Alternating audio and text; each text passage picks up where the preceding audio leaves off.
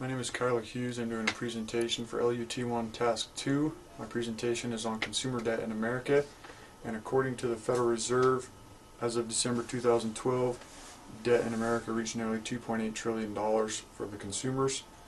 Research suggests Americans in this country have at least one credit card or some type of revolving credit, and they have financed a major purchase in the last 5 years. They have bought in such things as cars, boats, tuition for graduates from college. The main points I want to preview are, over the last decade, debt in America has risen so high that it has reached every man, woman, and child. Almost every individual who has experienced debt has at least one credit card. And college students are more likely to pay off their debt than any other demographic group. Consumer debt is described as debt used to fund consumption, which means debt secured on purchases of goods that do not appreciate in value. And the Bible says in Proverbs 22:7, "The rich rules over the poor, and the borrower is a slave of the lender." Written by the apostles of Jesus Christ, it teaches about those that are in debt to their lenders and indeed slaves to those credit card companies and financial institutions. As of December 2012, approximately 31% of all consumer debt is known as revolving credit, and an astounding 1.2 billion cards were issued, and an average 8 credit cards per household member. In 2009, Americans charged approximately $1.944 billion to their credit cards. That's just over 12,500 in charges. And those statistics are from MoneyZine 2013. In the charts, you will see 2.8 trillion in consumer credit over the last 20 to 30 years, and it is compared to household income of consumers.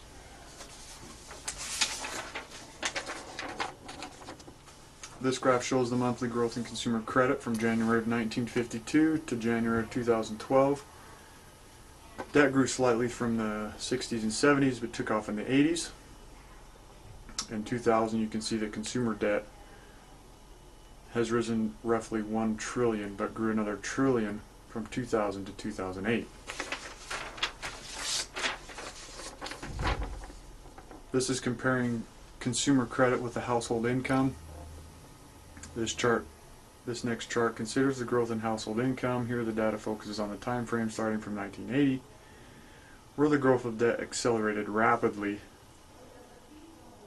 Then in 1994 to 1996, just in 2 years it grew about 1.5%.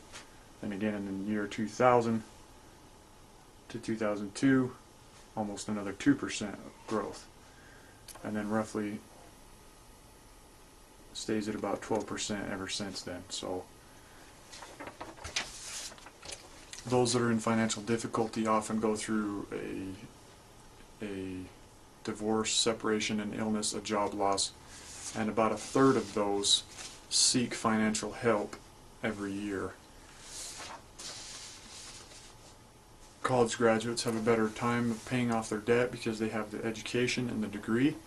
They also have the better job, and however, the downside is that college students tend to pay late and exceed their credit limits, which therefore incur more fees.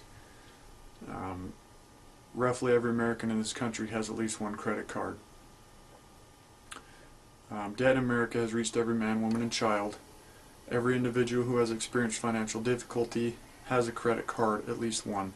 Graduates from college tend to pay off their debt more than any other demographic group studied. And just in closing, it's time to take control of our spending. It's time to stop impulse buying, cut up those credit cards, pay off your debts, and become what this country was meant to be, and that is free. Are there any questions? What are some of the mistakes people make to get into debt? According to a website called lifeandmyfinances.com, the top 6 reasons people go into debt are poor financial planning, the inability to resist impulse purchases, trying to keep up with an image, lack of an emergency fund, investments, and education such as tuition. What can people do to get themselves out of debt?